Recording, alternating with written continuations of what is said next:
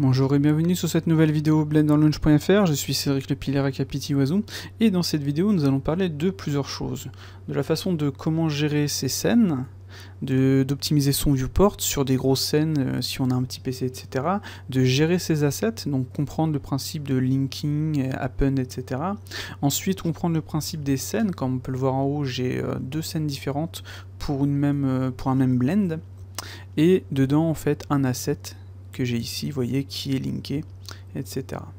Donc nous allons parler un petit peu de tout ça. Avoir une scène clean en 3D, c'est primordial. Ça vous permet d'éviter de vous prendre la tête, ça vous permet de refiler votre scène à quelqu'un qui va la comprendre en 2 minutes, et ça vous permet en fait de vous-même, si vous y retournez en fait 6 mois plus tard, de pouvoir faire des modifs sans avoir besoin de... comment dire, imaginons... on a notre scène qui n'est pas rangée, d'avoir comme ceci une liste mais phénoménale d'objets, tous pas forcément nommés correctement, etc., etc. Donc autant que ce soit pour les objets, autant que ce soit pour les shaders, ça peut vite être le boxon, et quand on récupère une scène comme ça, je peux vous dire que qu'on pleure et on regrette fortement. Donc, gérer une scène, c'est aussi savoir gérer des assets. Donc là, j'ai entre guillemets ma voiture, et ma voiture, je l'ai mise dans un empty. Donc dans cet empty, j'ai mis tous mes objets. J'ai aussi combiné, entre guillemets, parenté différents éléments, genre comme ceci, sur le pneu, si je fais une rotation en Z, vous voyez, le reste suit, parce que tout est à l'intérieur. Voilà. Donc ça, c'est pratique. Et sur ma scène, par exemple, on le voit, tout est nommé correctement, et ça me permettra, si je fais une recherche ici, tailleur, vous voyez, je vais avoir tous les trucs avec un T, blabla. Voilà. Je vais fermer. Voilà.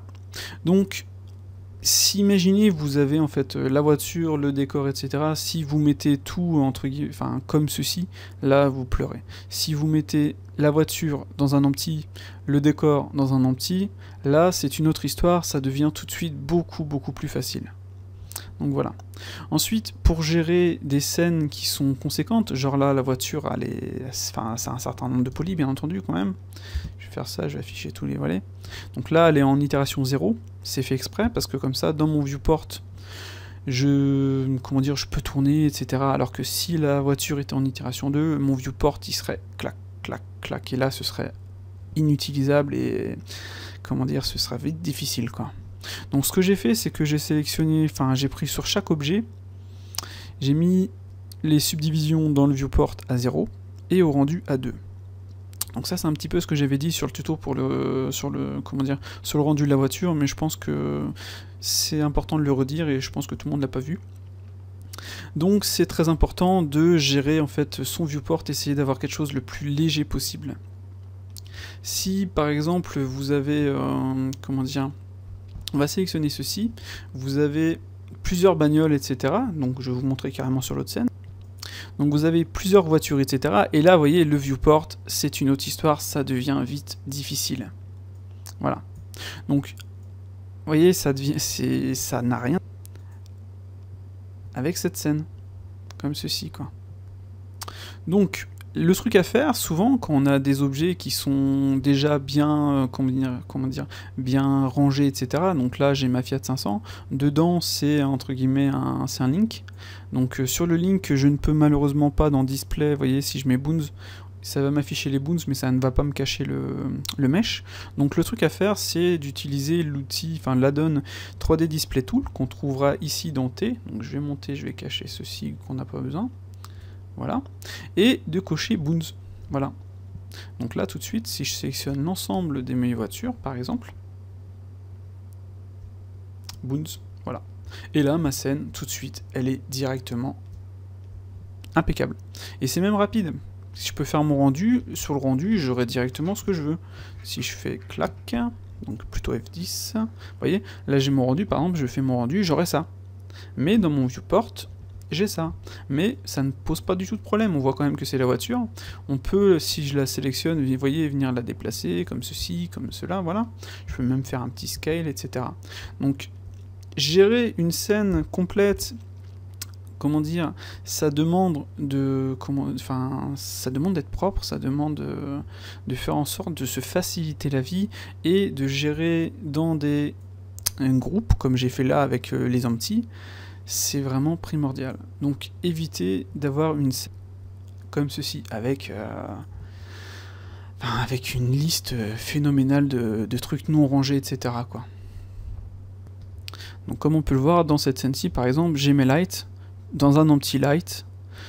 Là, si j'avais plusieurs voitures, bah, je créerais simplement un empty. Empty, plain axe, on s'en fout. Je le renommerai voiture. Voilà. Je sélectionnerai ces voitures-là. Voilà, plus l'empty en dernier. Je ferai, c'est CTRL P, set parent tout objet. Et voilà. Là, j'aurai mon empty avec toutes mes voitures. Ce sera rangé et je pourrais, si je veux, cacher le tout avec la touche CTRL. Comme ceci. Ou même sélectionner le tout si je devais les déplacer. Donc là, vous voyez, je gère quand même plusieurs bagnoles. Alors que si je les plaçais peut-être en solide, voilà. Donc preuve à la pluie, ça devient vite difficile, quoi. Donc pensez à gérer vos scènes, pensez à faire en sorte qu'elles soient propres, même au niveau des matériaux. Donc si on va ici, en fait, en haut, on peut cocher les... c'était où? Les data blocks. Vous allez aller dans vos data blocks, par exemple. Ici, vous avez les différents meshes, vous avez les différents objets, comme ceci, et vous avez aussi vos matériaux, et les matériaux ils sont ici. Comme ça, vous voyez tous les matériaux qui sont dans la scène. Et comme on peut le voir, tous mes matériaux sont nommés correctement. Ça me permet de faire une sélection plus facilement. Un truc aussi assez pratique, c'est dans, par exemple, si vous allez ici, vous cochez par exemple Selected, et là, vous allez directement avoir les objets sélectionnés. Vous voyez, comme ça, vous allez... Enfin, moi, je trouve ça très pratique parce que je m'en sers. Et ça permet de directement bosser sur le truc. Si je sélectionne ceci, par exemple, tailleur, là, j'ai mon tailleur, voilà, comme ça, quoi. Sinon, vous allez dans Current Scene, et vous allez là, vous sélectionnez votre truc, et vous allez toujours être là en train de faire ça. Alors que si vous cliquez sur Selected, vous avez votre objet directement. Voilà, ça on peut voir, on voit qu'il y a un modifieur, on voit que c'est un modifieur subsurface qu'on peut cacher, etc. Voilà. Donc pour avoir une scène propre, il faut pouvoir en fait avoir tous les objets renommés, et pour cela il y a un petit add-on qui s'appelle Multi-Renammer qui permet de renommer plusieurs objets différents à la suite, enfin d'un coup plutôt. Donc on va sélectionner nos objets, on va cliquer sur Rename Objet, dans FinStrip on va afficher un petit astérix, on va faire Enter, et dans Replace on va mettre par exemple Toto. Et clac, directement tous nos objets auront été renommés Toto et auront été incrémentés. Donc on va faire A. Il y a un autre truc aussi plutôt sympathique, on va sélectionner par exemple cet objet-ci, Toto Cube, on va pouvoir en fait le découper. C'est-à-dire on va cliquer sur Objet Renammer, donc là on va supprimer ce qu'on avait précédemment, donc là comme ça il garde son nom, et on a Trim Start et Trim End, désolé. Donc si on clique, vous voyez, le mot devient plus court, comme ceci, et donc là par exemple, si je fais juste cube 001, je fais Enter et je fais A, et voilà, il s'est nommé cube 001. Si je veux, comment dire, modifier en fait ce qu'il y a derrière, si je veux supprimer le 0, mais là d'avoir plusieurs objets différents, bah là, clac, ça le fait d'un coup. Et donc ainsi, comme, avec ce petit add-on, ça permet de gérer une liste d'objets plutôt conséquente. Après on a préfixe with, suffixe with, là je vous avoue que je n'ai pas trop testé, on va essayer avec ceci. Voilà, donc là ça m'a ajouté Toto Cube, et là je peux, si tata, comme ceci, clac. Donc FinStrip, je vais l'appeler cube, slash comme ceci, et plaf. Par contre, vous voyez, là il m'a fait un truc bizarre. Et il a peut-être ajouté nombre de 4, voilà. Donc, tata, j'ai simplement à faire ça en fait. Et voilà. Et vous voyez, on peut ajouter un préfixe, un suffixe, renommer, découper, etc. Donc c'est un petit add-on vraiment très pratique et qui vous permet de gérer votre scène le plus proprement du monde. Alors les assets, qu'est-ce que c'est? imaginez vous avez une grosse scène avec un tabouret, une chaise, etc., etc. Donc chaque objet sera un asset. Ou alors vous allez vous dire, je veux que la cuisine soit un asset, le salon un asset, etc. Comme ça, si vous avez plusieurs personnes qui bossent dessus, vous allez dire à l'un, toi tu vas bosser sur la cuisine, toi tu vas bosser sur le salon, etc. Et ils vont bosser chacun dans une scène vierge, comme celle-ci. Donc là, j'ai ma voiture. Cette scène va me servir simplement à bosser la voiture et à bosser ses shaders. Genre, si je m'amuse à faire un petit... on va faire un CTRL B, sinon ça va peut-être ramer. Voilà. Si je m'amuse à faire mon petit rendu, comme on le voit ici, je vais avoir ma scène avec ma voiture. Donc, est-ce que je suis en GPU render? Je suis en GPU. Ma scène avec ma voiture, c'est shader. Voilà. Donc, ce que je vais faire... Je vais arrêter le rendu, sinon ça va être trop long. On va faire Z. Voilà. Pouf. Ce que je vais faire, c'est, entre guillemets, sélectionner, une fois que mon objet est fini, qu'il est nettoyé, propre, tout est nommé, etc. Vous voyez, dans un empty, je vais sélectionner en fait cet empty et je vais en faire un groupe. Voilà. Donc là, je vais l'appeler Fiat 500. Et donc dans ce groupe, j'aurai ma voiture, donc mon empty, et tous mes objets. Alors à quoi ça va servir? Ça va être simple, c'est quand vous allez aller dans votre scène finale. Donc quand vous allez être dans votre scène finale, vous allez simplement en fait aller chercher l'asset. Vous allez faire un link. Donc vous allez faire un link comme ceci. Voilà. Et là vous allez aller chercher votre Fiat 500 parce qu'en fait c'est, comment dire, votre scène de Fiat 500. Donc là vous voyez j'ai ma scène, c'est un asset Fiat 500 comme ceci. Je vais aller dans groupe. Voilà. Et là, j'ai directement mon groupe. Et là, je vais faire link. Voilà. Et là, j'aurai mon objet qui sera seul. Vous voyez, c'est juste un simple objet maintenant. Qui sera linké. Comme ça, si je fais une modification de shader, de modélisation, etc. sur ma scène d'asset, que je réouvre cette scène-ci, elle sera mise à jour automatiquement. Donc ça c'est super pratique et c'est comme ça qu'il faut bosser en général si vous avez différents assets différents ou si vous bossez sur un court métrage, etc. Car c'est vrai que j'ai vu sur Caminandes par exemple, j'avais acheté le DVD et j'ai récupéré en fait toutes les scènes, etc. Et eux il y avait en fait enfin c'était le bordel, franchement le bordel, j'étais super déçu. Je pensais qu'ils allaient faire quelque chose de clean et ils avaient pareil là aucun groupe, tout était en fait... Enfin, l'outliner faisait 4 km de long, quoi. Et ce n'était pas rangé. Enfin, je sais pas. Moi, je n'aime pas ça et je préfère faire les choses clean et propres. Comme ça, vous voyez, j'ai mes lights. Clac, mes lights sont là. Si je les affiche comme ceci, voilà. C'est plus propre. Donc, au niveau des assets, vous aviez le choix entre link et append. Append, ça va simplement importer l'asset, mais il fera partie de cette scène. Et si vous le modifiez dans votre scène de base, il ne sera pas modifié. Donc c'est la différence, il faut faire assez attention à ça, et de préférence, quand vous bossez proprement, vous allez faire un link. Mais bien entendu, votre link, vous pourrez faire une rotation, un scale, etc. Ça ne modifiera pas l'autre scène, il n'y a que dans celle-ci qui se sera modifiée. Et si vous voulez en fait gérer les assets, comment dire, plus... Parce que là, par exemple, il me faudrait deux scènes Blender, une scène avec l'asset ouvert, comme j'ai là actuellement, et une scène avec la scène de rendu que celle-ci. Et si j'ai des modifs, par exemple tourner la roue, etc., il faut que je le fasse dans l'autre scène. Alors il y a un petit add-on qui s'appelle... add-on, je vais mettre user, peut-être que je vais le trouver ici... Voilà, l'add-on il s'appelle Edit Linked Library. Voilà, donc vous allez le sélectionner, il va être dans le tool shelf, etc. Donc par exemple, si je veux faire ceci, je fais, oups là, je fais ça. Voilà, j'ai Edit Linked Library. Donc par exemple, si j'ai celui-ci, vous voyez, j'ai ma Fiat 500. Et si je clique, ça va m'ouvrir l'autre scène. Donc moi je vais pas le faire parce que j'ai pas envie que ça me plante vu que j'avais un petit problème par rapport à ça. Mais ça vous permet de réouvrir directement dans sur le même Blender la scène. Et quand vous avez fini, vous recliquez, paf, ça va venir la reporter. Donc c'est un add-on super pratique. Donc moi j'ai sûrement un petit conflit d'add-on, donc faut que je corrige ceci, donc c'est pour ça que je vais pas cliquer dessus. Mais le principe c'est ça, il y a une vidéo sur CG Cookie qui vous montre exactement comment ça fonctionne. Donc voilà, et en plus on a le pass, etc. Donc c'est plutôt pratique. Donc pour gérer les assets, en fait on a ce qu'il faut. Donc voilà pour les assets. Alors, les scènes, qu'est-ce que c'est? Les scènes, vous le voyez en haut, vous avez en fait des scènes, etc. Donc de base, vous en avez une seule, mais vous pouvez en créer autant que vous voulez, etc., etc. Donc, le principe, par exemple, si je vais dans ma scène des assets, donc voilà, j'ai créé plusieurs assets. Voilà. Je peux dupliquer cette scène-ci pour en faire soit une nouvelle, avec absolument rien dedans. Voilà. Donc je vais la supprimer.